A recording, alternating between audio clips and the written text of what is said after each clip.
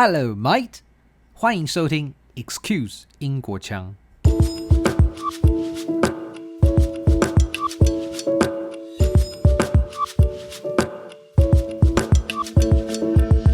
I guess they call it Grammys in the USA. So you're the Melody Award winner. Once I met him, I tortured him. I said, "What is this Taiwan place? Tell me about it. The best place on the planet, Kori. When I tell you I work every day. You gotta come." And I said, "Okay." So I said, "Okay, let's do it. Buy the tickets." So we bought the tickets, and we've been here ever since. And my parents my mom wants me to come back home, and I feel like this is my home. And I don't think I ever want to go back home because Taiwan supports music, and until you don't know that feeling, there's nothing like it. So I'm very grateful, and the people of Taiwan, they say the heart of Taiwan, they're the most kindest, generous people on the planet Earth. So thank you all. Owani Taiwan. How long have you not been to a live jazz performance?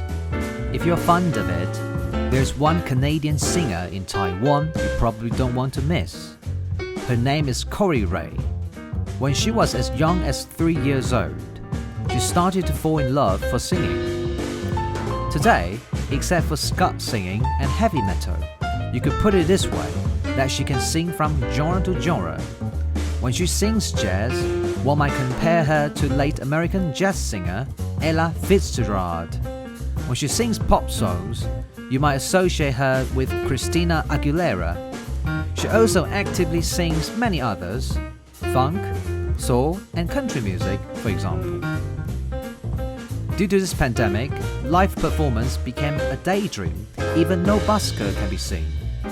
But as we are gradually walking out of it, Kori Wray could be another reason to hope for our reopening.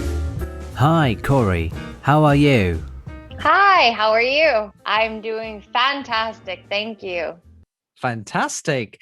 Firstly, how did you become a singer in the first place? Well, according to my mom, my dad, and my sister, I was 3 years old, and my sister had an old tape recorder, and I just out of the blue started singing ABCs. And at that age, they thought, well, this is weird because she shouldn't know this yet. But I did because I liked to sing the songs with Sesame Street. So that's kind of where it started, I guess.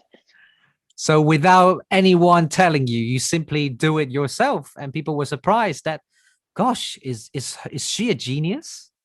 Yeah, a genius. I don't know about that. And then my parents always had musical toys, and so I had a small little organ, and we had a piano, and my dad would have music.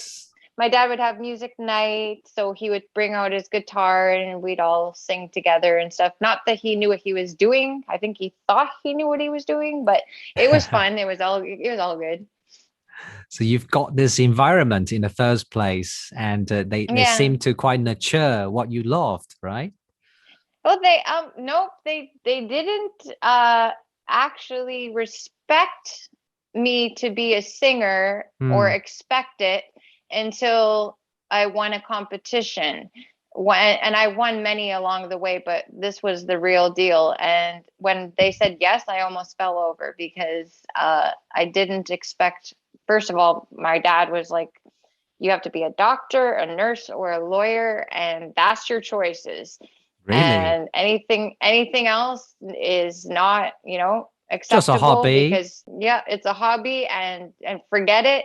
And I just wouldn't let go of it. And my parents would get mad because I'd start practicing, and they said, it's bedtime. The neighbors want you to be quiet. I said, well, this is when my voice is maturing. When I need to be practicing. So they finally gave into it. But, since I was 3, I went to school, and in kindergarten, you weren't allowed to be in choir.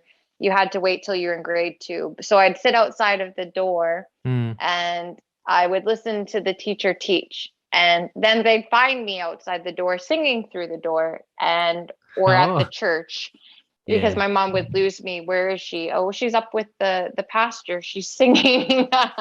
So they already knew where to find me. I was always with somebody that was with music rather than probably where I should have been, but that's all right. That was wonderful. So you showed your early interest. And when was the age where your parents started to realize you became very serious about it? And it's time to tell their daughter, hey, you should try something different. You should be a doctor and you should not keep playing music. Was there a time where they started to talk about this with you? Well, no, they would still allow me to do it as a hobby. So they Mm, would let me play ukulele. I played stand-up bass, organ, glockenspiel. I'd go for my lessons. I'd sing in the choir. So they mm, always allowed me to do that portion of it. yeah. But as far as like a profession, well, that was probably when I turned 20. Mm, Before then, they would just say, oh, yeah, my daughter, she won another competition. Oh, she's going to the Junos this week. Let's drive her to, to go do the show. But they didn't understand it. And they actually turned down an opportunity that I was given. I think, don't quote me, I was age 11 and I was offered to be taken on by David Foster. wow. And David Foster, if you know who he is one of the best people to have run into your life. And we were fortunate because Tommy Banks and David Foster and that whole guy club, or I don't know, musical arrangement of Mm, superstars all came to my city. And so I didn't get to see them in their prime, just basically, by mm. watching it back. But that, that made a difference for our city. That's why our jazz club in our city is probably one of the most well known across the world. So you were in Canada, right? You were raised in Canada. Raised in Canada, born and raised, and I lived across two provinces. So my mom was a nurse, and she was also writes like the bills and stuff for the government and helps out and gives their advice. And to Mm, this day, they still ask her for her advice because they really respect her opinion.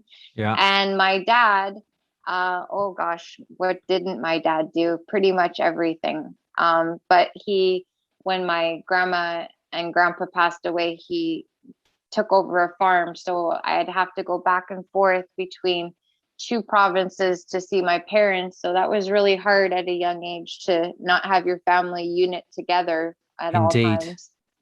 Yeah. Wow. And so did you sing with horses, with animals on the farm? Oh no, if you saw a bug outside, except for deer or like an owl or something like that, you knew where to find me. I would be inside of the house because I was scared to go outside. Okay. And so I'm quite interested because you seem to like singing at the early stage. What is the Right. most enjoyable thing about singing to you? I can't even put my finger on it. It's something I'm born with. It's always been united in my spirit. Hmm, Maybe because my mom and my dad, enjoyed it so much and played it so often. My I see. sister also, she played ukulele when she was younger. However, she never got the bug for music. I call her the home and garden network because she's like way opposite to me. And I was like, okay, I'm like probably BET. And, that's what you can call me because I'm out of the box and this is where my heart is. And then it's just the people you meet along the way. And I had Yeah. one of my mentors who had passed away unexpectedly said, I've already done it all. I've worked with Prince. I've worked with Michael Jackson. I've sang on every stage imaginable. Wow. And I see something in you and I don't want a dime. I'm going to tell you what songs to learn. I'm going to tell you how to sing them. And we would go and do shows and people would be like, okay, don't stop. How do we get you to not stop? If we did karaoke for just for fun, they were like, yeah, don't put us behind these people. And we're like, we're just having fun. Like, this isn't a competition. What's going on? But it was magical. And he played drums too. And he could actually sing higher than Michael Jackson. And I was jealous because it was crazy how he could hit notes like that. And, but I thank God every day that he came into my life, because without him, Taiwan for me probably wouldn't be manageable, because I should have like wrote notes, because he told me everything I need to know. So he could be called as one of the most influential people to you in your career, right? Absolutely. And I miss him dearly. And if he was here, he'd be right next to us playing for sure. Wow. And what genres of music sings your influence, I guess, by many? Do you sing, and who are your greatest influencers aside from him? Well, I sing a little bit of everything. I just started in opera, taking some lessons from an opera teacher here in Taiwan. And in my very first lesson, she taught me more than I've ever known in my life. I was breathing wrong. Wow. How does a singer breathe wrong her entire life? And she taught me one thing and empowered me. I'll never forget her, because that was just the biggest eye opener. So she's also one of my bigger influences. But as far as genres, I'd say easier to answer the question would to say I don't sing ska and I don't sing heavy metal. However, if you put me to the task and you wanted me to, I probably could, because I and my husband and my husband's family say you must know everything and you must know the roots of all music in order for you to be the best singer. If you don't aspire to push yourself and you think you're something that you're not, you're never going to get to the place you need to be. You have to be on top of yourself every day, wanting to be the best you can. And even if you already think you are or you're not, get there, practice and put your time in. When the moment comes, you'll be ready at least. Are there people whom you admire the most? Well, I'm dying to meet Shaka Khan, and she just released her single Again, I'm Every Woman, and I'm totally jealous that I have not been asked to sing with her. But she's one of them, and I didn't realize that she was actually a jazz vocalist herself in the beginning. So that was crazy.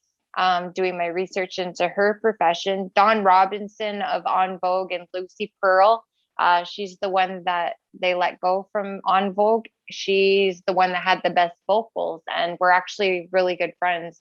And I can't hit what she hits, but she's teaching me techniques, and I'm learning from her, as I go along. It's not an everyday thing, but if I have questions, I message her and say, okay, what could I be doing differently? Oh, try this. Who else could I say? Of course, Whitney Houston, Ella Fitzgerald. Wow. I'm trying to manage her scats. She's crazy. Oh gosh, there's another guy. I can't remember his name. You can go on and on, right? See his face.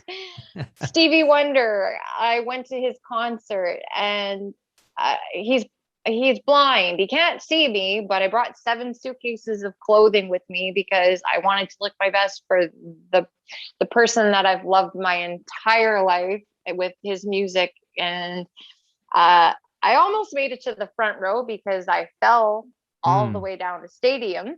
But that's not the way you're supposed to go on stage. Prince is awesome. He was an inspiration. He's changed his identity so many times. Madonna, for being a businesswoman. She's her creativity. I can't even talk. Being creative, being a boss. Yeah. and saying, you have to evolve. That's a lesson I learned from her. And Earth, Wind, and Fire, they're, one of the bands that I enjoy because if you really, really listen to them back in the day, integrity was everything. And the bass player many times got told, if you don't keep the integrity of this band up, you won't be in it. So he kept the integrity up. And before Maurice passed away, they had picked another singer personally that they thought would be the best person to, keep Earth, Wind, and Fire going as long as it can. And then secretly, because my parents tortured me on our drives to go visit my dad when we went to the farm, would be Elvis Presley. Oh, and I classic. love Elvis. He's gorgeous. Who doesn't like Elvis? And ABBA. I think I know every ABBA song backwards and forwards. But it all comes down to my band, to Soul Train Band, which my husband invented, and I'm so glad he did. It's the only Soul Train band that is registered and known across the world. But every single song in 1,134 episodes of the show, not on repeat in, 36 years? I don't want to say the wrong amount of time. 35-year history. If it wasn't for Don Cornelius, we wouldn't know all these people. We wouldn't know Tina Marie. We wouldn't know the Jackson 5. Yeah. Like a lot of people got their start on that show, and it was so life-changing for me. But my very first person would be Karen Carpenter. And I've been told I sound like her. My husband he was in Taiwan and he won the saxophone competition. We spoke of this earlier, and he got put onto stage with Steve Eaton, and history kind of melded itself, and Steve Eaton did a performance with us. And I said, I want to do the Karen Carpenter version of it, but I want you to sing it and play it with us. And we did that 2 years ago live.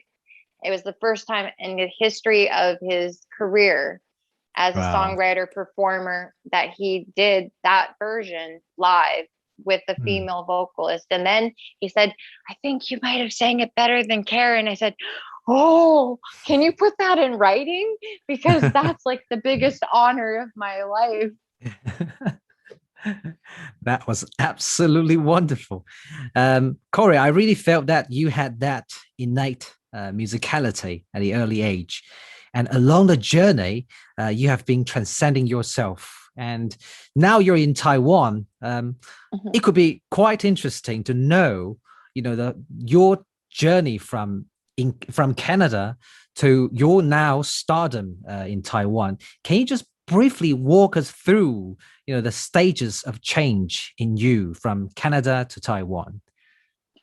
Well, I didn't expect to come to Taiwan, but my husband said, he's been in and out of Taiwan for almost close to 20 years. He's worked in Macau and several different places and opened up a lot of places. And he just kept saying Taiwan, Taiwan, Taiwan. I said, what the heck is this Taiwan place? And he says, we got to go. And right before we had decided to come, we had a personal family problem that had happened, and it was not the right timing for us.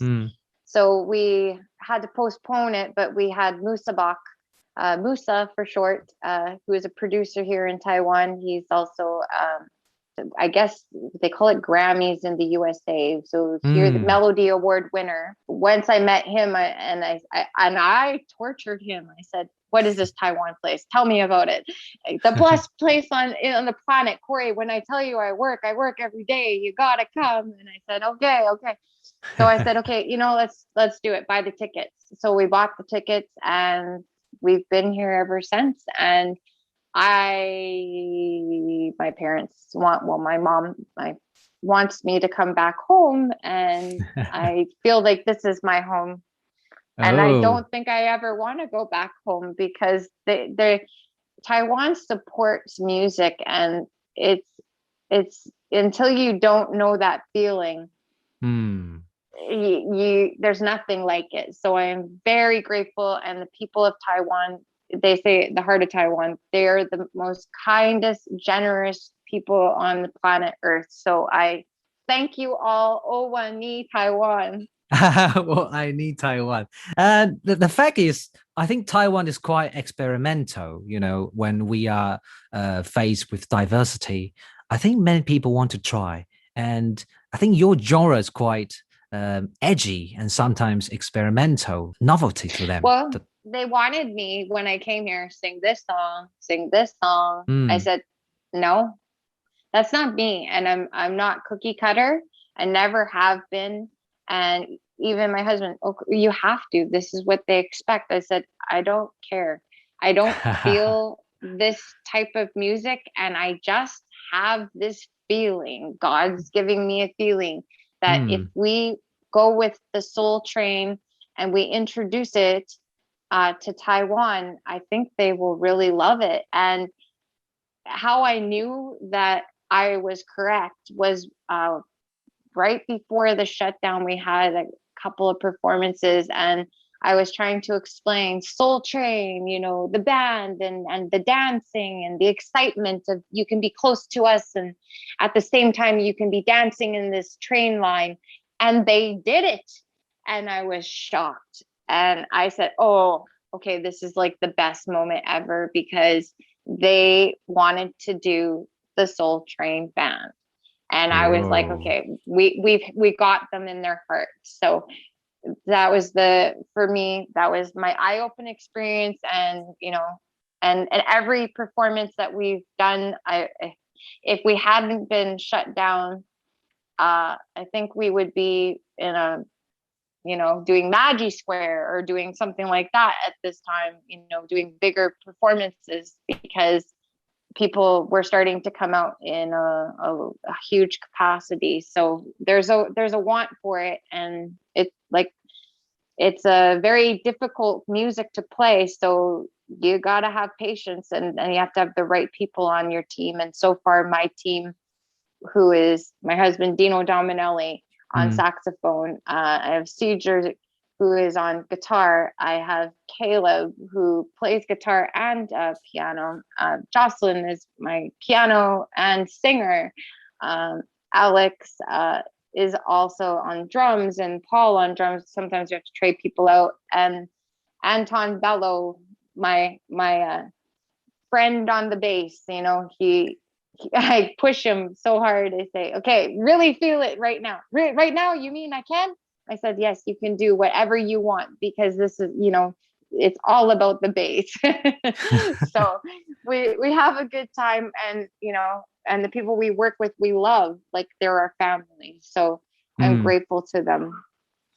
And when did you have that unforgettable moment in your career in Taiwan? I'm sure when you first came, you rejected a lot of proposals and you insisted on your own way, and that kind of got you some performances. And then you said right before lockdown, you had an eye-opening moment.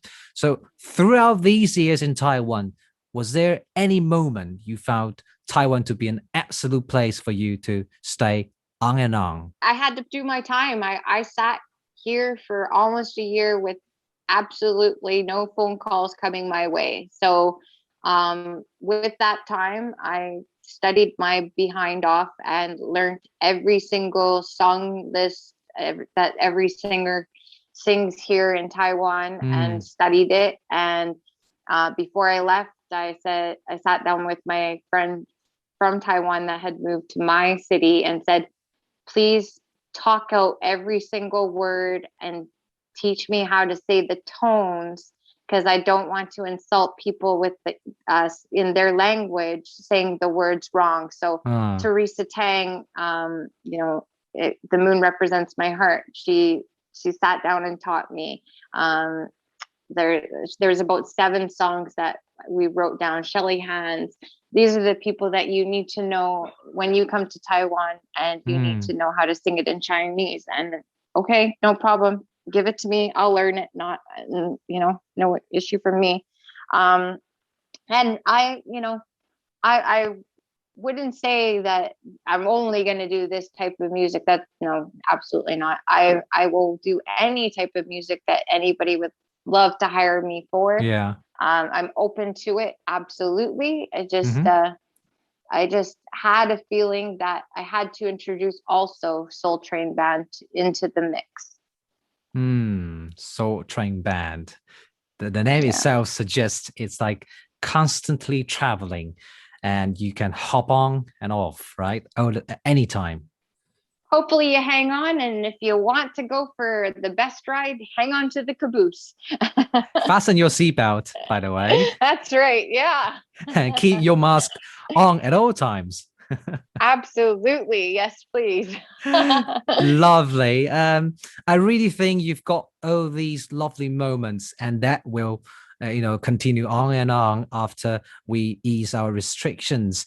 So let's kind of roll back to earlier day, when you had your album of country music. And I already played one in my previous episode, which was lovely. Shall we play a part of them, and later on you can explain the story behind it and tell us what made you feel so inspired, and just a lot of stories. Okay? Yeah, absolutely. I want to start with Temporarily Insane.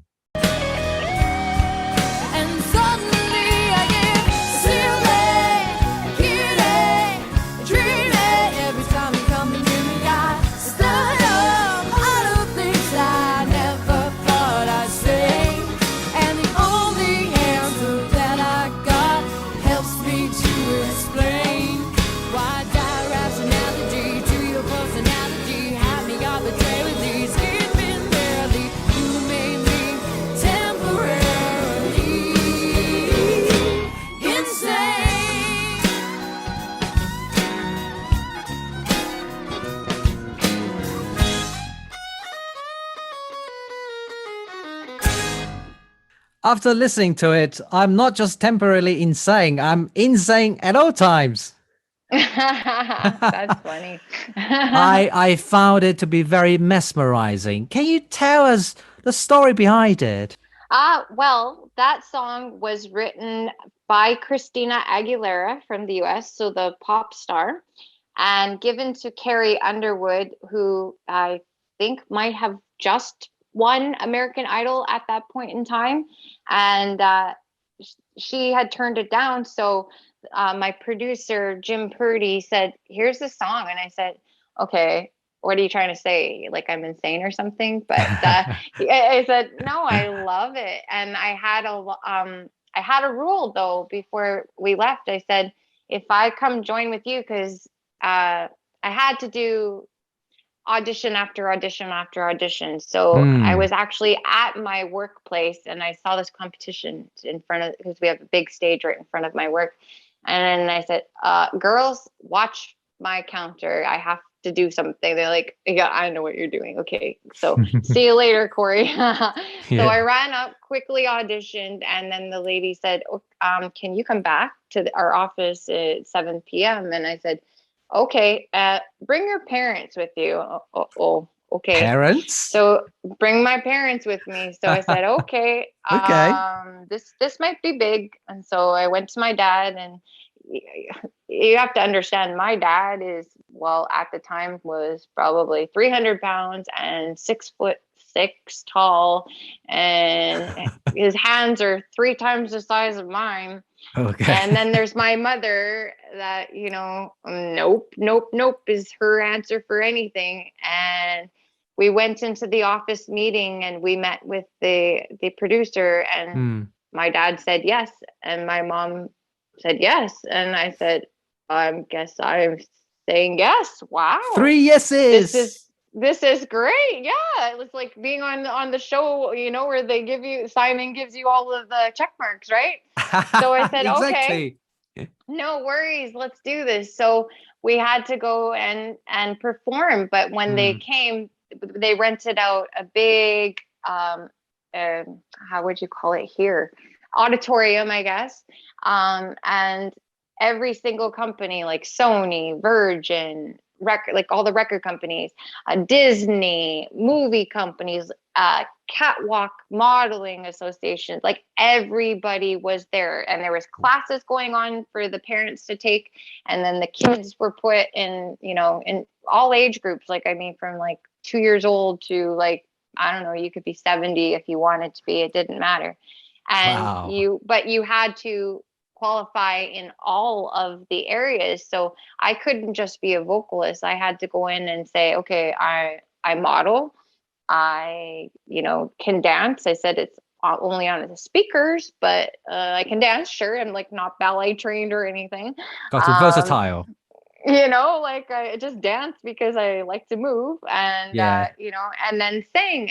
And then I had to go in front of all of the different agents and perform. And then they picked me for the showcase. And then you went back in the day, they had call lists. So you had to go look at the piece of paper. It wasn't virtual quite then, and see if your name was on the list. And I was asked by 9 record companies and modeling agencies and Disney to come join them. And then I had to make the choice. Wow. So I said, okay, I'm from Alberta, and I know it's a very much based around country music. I guess that's probably my best choice. So I was my personal choice was between Virgin Records and was with Nashville. And I said, okay, you know what? I'm going to do this because I have a feeling that I'll get more support this way. And it didn't actually work out that way, but it's okay. It's fine. The experience that I had in the 10 days going down to Nashville is something I could never learn anywhere else. I mean, they taught me so much, and I met so many people just in that in the recording studio. It was, and I didn't know who they were. And then I looked up their bios afterwards, and I almost fainted because I was singing. My backup singer was Juan Wyans. And if you know anything about the Winans, BB and CC Winans are the most hugest gospel singers in the planet. And Juan is the 3rd generation, and now his wife and him have a television show on NBC, and they're continuing growing this musical, you know, family and basing the gospel music scene. And I had Larry Hansen from Alabama. So he was on playing guitar. Dino Paston, also same name as my husband. He produced records for India Arie, and he played saxophone and B3 organ. Roger Eaton, who we got to go and watch afterwards in the, you know, the famous Rydell Hall, and watch the television show and see how it was all done in Nashville. I had John Hendrich on steel guitar, a person that worked with the Joe Diffie band. Fiddle, I had Steve Thomas, who was in Barbara Mandrell's band, and Sean Fisher, who plays drums for Trisha Yearwood. So if you guys don't know who Trisha is, well, she's on the Food Network here, so she should know Trisha. But her husband is Garth Brooks. So, and then of course, Drea Renee was my other backup vocalist, and she taught me that in order to get a good recording, you have to go get McDonald's French fries, let them cool down, and then the coating on top of the French fries is what helps your voice go to another level. So really? I learned some tricks from my girl Drea. So it was a opportunity of a lifetime, and we cut the disc there, and then came back home, and then we toured that, and they played it, and you know, I still get my residuals, which is great. It took off more in the States than it did in Canada, unfortunately, because there was more American people on my album. I was only considered 25% of the Canadian status, and we didn't know that back then. So it was a huge team. it was a great one. And I'm ever so grateful for the opportunity. And if I could do it again, I'm on board, guys. Call. Yeah, it was beautifully recorded. And I think, thank God, we can play it again and again now on the internet. And the other track you also gave this gift to the world is We Are One. Let's do it.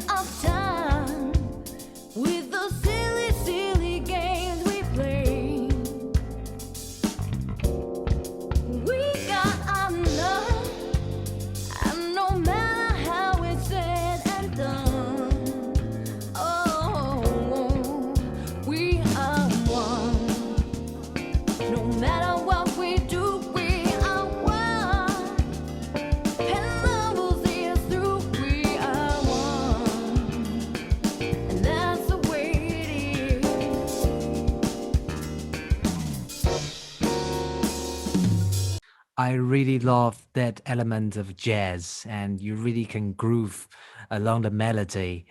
Tell us about the story behind, please. Well, Beverly and Maze are back from the Soul Train era as well, and very well known, but we thought we would put a different spin on it. So the drummer is actually my brother-in-law, Sandro Dominelli, on drums. And so he was playing that. And the bass player, he's so funny. He's like one of the best slap bass players that I know, other than the most famous one, which would be Prakash. But so he put that flair, because you have to, it's just not something you can learn. You have to feel it in your heart. And that made the song incredible to me. And then I had Andrew Glover on keyboards. So it was a small team actually on this one for production. And then I had a friend mix it together for me. And I just, it talked to me. It was a different type of song. Not something I'm used to doing, not in a key I'm used to singing things in. But at this point in time, when I was working on this project and putting together my second album,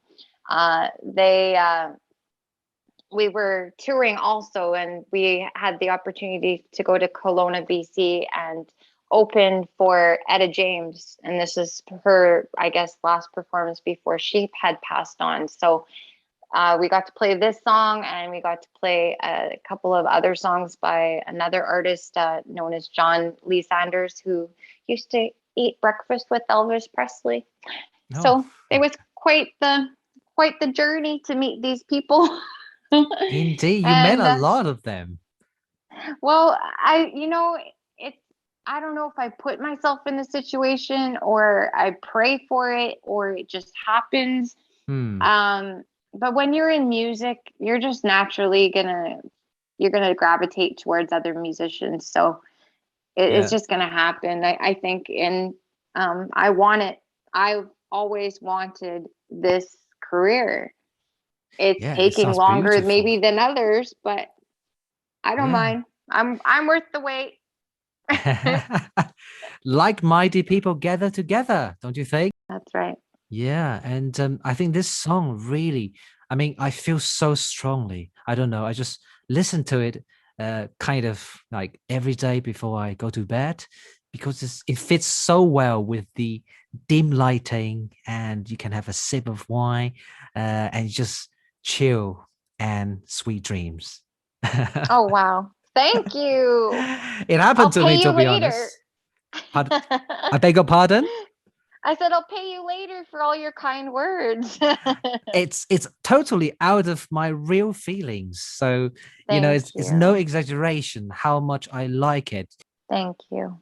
And so what are your plans as we gradually reopen? Well, I've also always been interested in television, and back home, actually, even while I was here, they asked me to do interviews, so I was doing them over the same kind of setup, but through video, and do some freelance work that way. But I got into the political realm just for our provincial stuff out in Canada. And I just said, why are you guys supporting these two other individuals when this guy who ran once and you guys loved him to death gave us so much more? He supported music. He put all these programs in place, and their own campaign manager realized, why didn't I think of that? So Dino and I, on the tail end of it, provided all the music. We just, donated it from Dominelli Entertainment and said, here you go, have it, we're at your disposal. We believe in this individual. He didn't win, unfortunately, but from what I hear now, I think a lot of people wish that they had made their decision a lot more wiser. And if we learned anything out of this pandemic, I think we should learn that you can't buy your health, and you have to make sure that you're not just checking a box. You need to know what your candidates stand for and, what they believe in truly, because for this pandemic, if you've got the wrong person in charge, then you're in big trouble. And in some countries, we found that out real quick. So I'm very, very grateful to President Tsai and how safe she's kept us along this journey. Although I'm still scared, I will admit, I am very, very scared to go out myself, but I appreciate the efforts. I personally, they probably don't understand me, go up to the cleaning staff at the MRT and I thank them and say, thank you for cleaning. Thank you for doing this. Thank you for keeping us safe. No, please douse me with alcohol. Do what you got to do to keep us safe, because we don't want Taiwan to be taken over by this horrible, horrific, invisible enemy that we have. So where can the audience find you as we are about to go back to normal? Well, we're not sure yet, because we've had things in queue, but they keep extending the date. So continuously we're talking to the venues, and they're talking with us, and they're going to try to put us at the front where, we left off, and try to keep going. So I believe Yuppie Cafe may be one of them that's coming up when we reopen.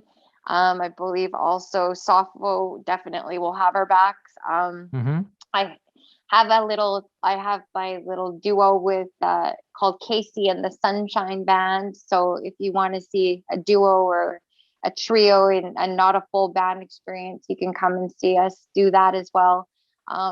We can, whatever you want, just let us know, and maybe with the kindness that you've shown us today, maybe more places will know and understand that we're here, and you can have Soul Train Band wherever you want us.